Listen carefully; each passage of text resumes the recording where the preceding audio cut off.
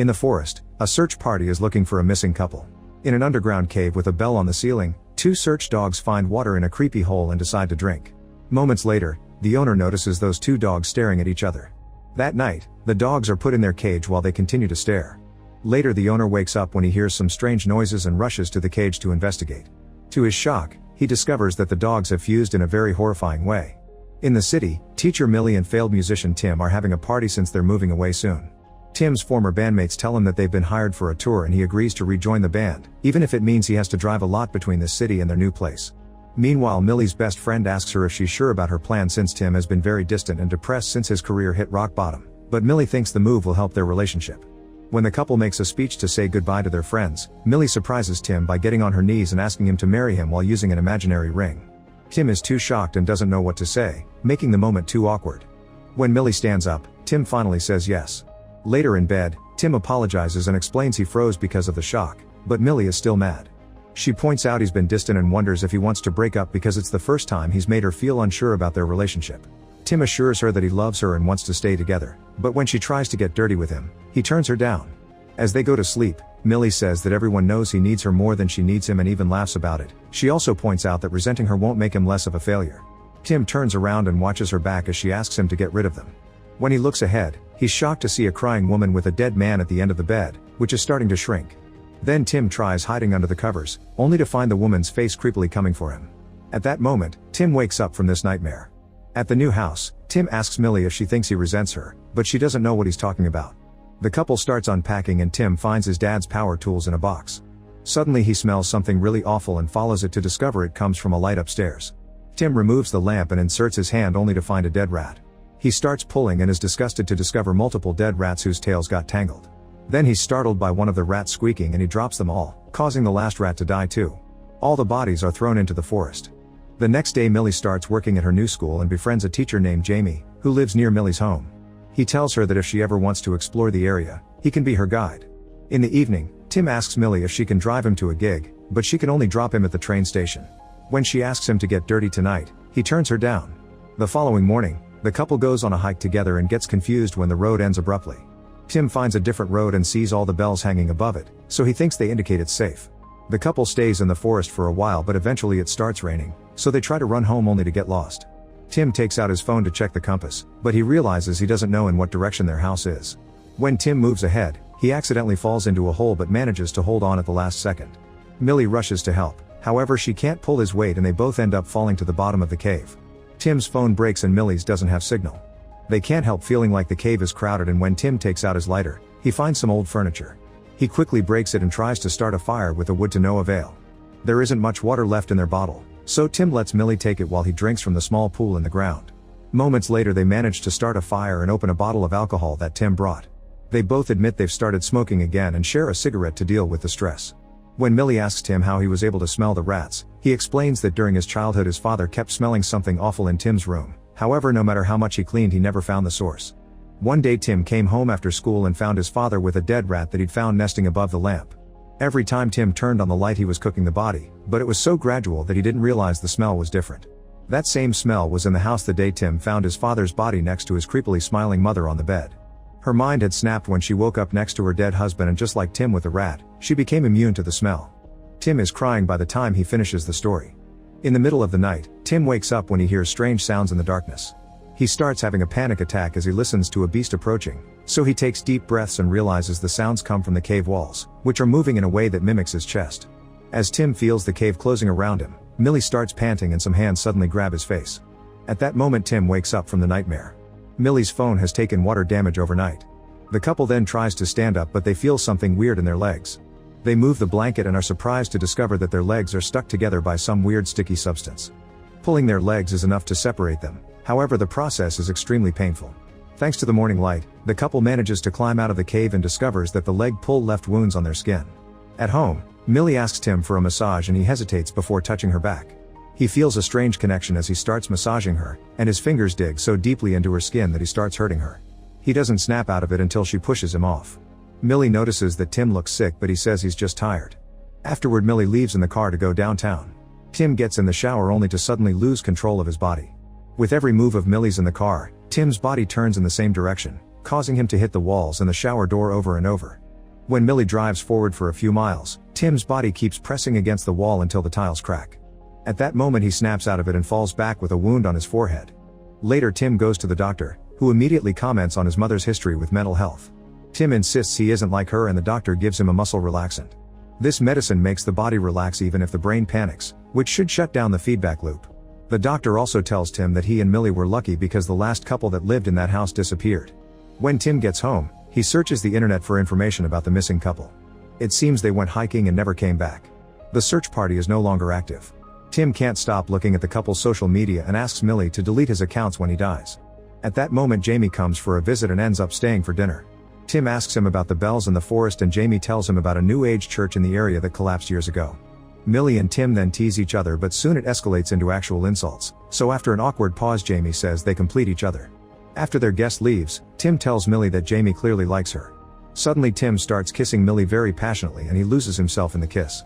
As hands start exploring, Millie tries to move only to notice that their lips are stuck together. She manages to pull her face off but it's very painful, and she thinks he bit her. Tim denies it and explains something has been off since they came to this house, however Millie thinks they're just excuses to avoid getting dirty. Later in bed, Millie wakes up because of a weird noise. She can feel her hair stuck and thinks Tim is sleeping on top of it, but when she turns on the light she's horrified to discover her hair in Tim's mouth, crawling into his throat to choke him. She painfully starts pulling and wakes up Tim, who uses his hands to help. After lots of effort, they manage to rip the hair off and it falls on the mattress. The next morning, Tim finds more hair in his mouth. Today he has a gig and Millie thinks he shouldn't go since he's not mentally well. Tim insists he'd been unconscious and refuses to talk about it, so Millie drives him to the train station. There she wishes him good luck and tries to be supportive of his career. She even tells him to stay the night with his friends so he can have a break from the new house. While waiting for the train, Tim starts having a panic attack, which gets worse the farther Millie drives. He takes his medicine but it doesn't help, and he can't move his body when the train arrives. Leaving his instruments behind, Tim begins walking back to town while feeling his skin burning. At school, Millie sees the drawing a student made of her dogs, which shows them fused at the face. After class, she notices Tim appearing in the backyard looking very sick. She runs to hide him in the nearest bathroom, where he tells her how much he's missed her before kissing her. The couple gets in a stall and gets naughty for the first time in a long while. However, when they're done, they're shocked to discover that their groins are stuck together and pulling hurts a lot. Suddenly a kid appears outside the stall and the couple has to stay silent until the boy is gone. Then Millie covers Tim's mouth and apologizes before pushing him off, which finally separates them but also leaves them in a lot of pain. At that moment Jamie knocks on the stall, so Tim hides on the top of the toilet and Millie presses the button before coming out. It turns out the boy brought Jamie after hearing the weird noises. Jamie reminds her to use the staff bathroom and notices the blood on her leg, so he assumes she got her monthlies. On his way out, he sees Tim's leg in the stall. When the couple gets home, Millie yells at Tim for what he did, and he points out that he didn't force her.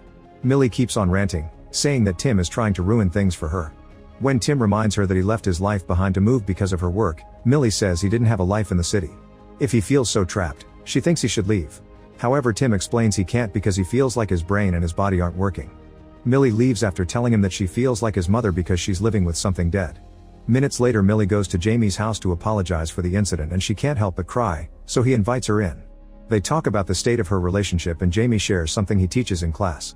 Legend says that humans were created with 4 arms, 4 legs, and a head with 2 faces, but Zeus thought they were too powerful and split them into 2 separate parts. This doomed humans to spend their lives searching for their other half. Jamie also shares that he used to have a husband and he left him, which he deeply regrets.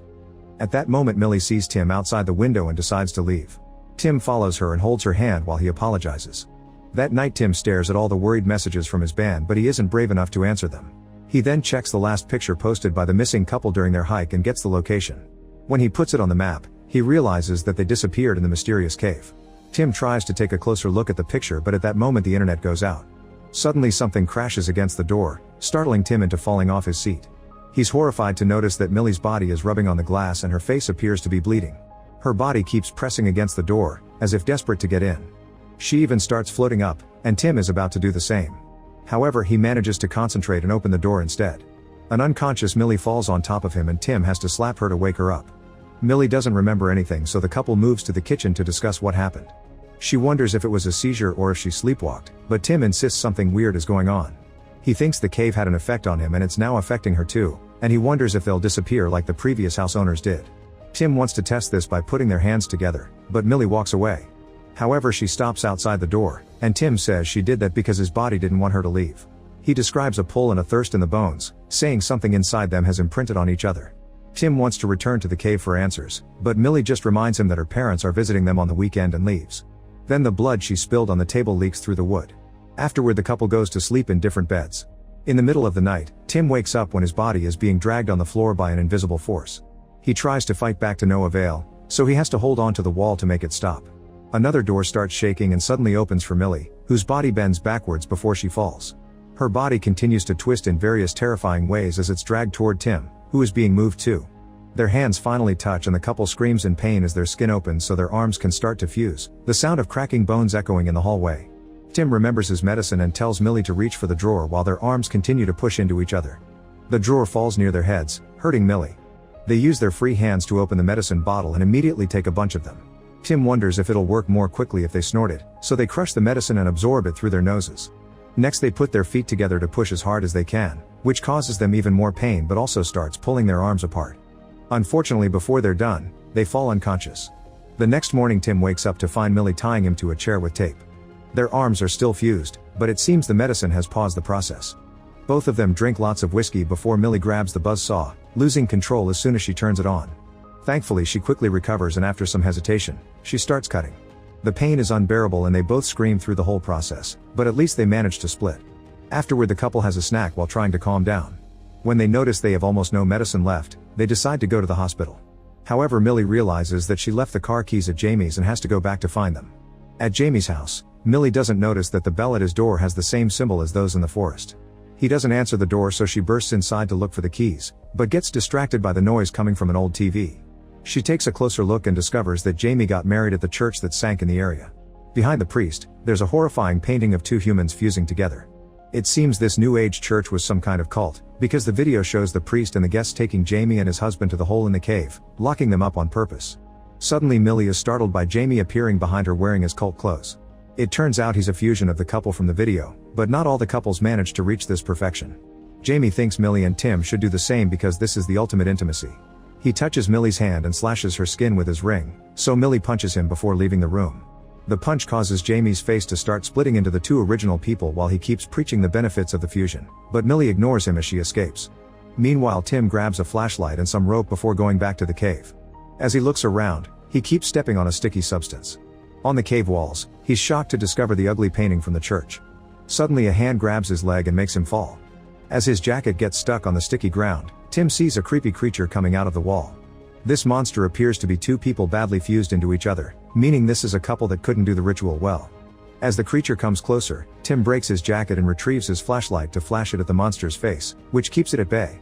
The creature appears to be asking for help, however Tim only has eyes for the knife stuck in its neck. He takes it out and cuts the monster's fingers, creating an opening that allows him to run away. Millie and Tim return to their house at the same time and try to keep a distance between them. However, the invisible force immediately starts pushing them toward each other, twisting their bodies if necessary. The couple holds on to random objects to stop the pushing, but Tim suddenly says that he knows how to stop it and lets go. He starts walking toward Millie and after she lets go too, he gets on his knees to propose with an invisible ring. After they share their love for each other, Tim takes out the knife and says he'll self-delete to stop this. Millie tells him to stop as the blood from her arm falls on the ground and moves in a line to climb up his body. She collapses in his arms and says a final goodbye while the blood reaches Tim's face. He clings to her body, crying over her death. Minutes later, Millie is surprised to wake up inside the house. She looks down and discovers that Tim has fused their arms to keep her alive. Tim puts her favorite music on and the couple takes their clothes off before they start dancing. When they share a kiss, their bodies continue the fusion process in the most grotesque way. It's slow and painful, but it works. The internet then comes back and shows that Tim's last uploaded photo on social media is of them at the new house. On the weekend, Millie's parents arrive for a visit and ring the new bell outside. The door is opened by a perfect fusion of Millie and Tim. Make sure to subscribe and turn on notifications so you can watch more videos like this. Thanks for watching.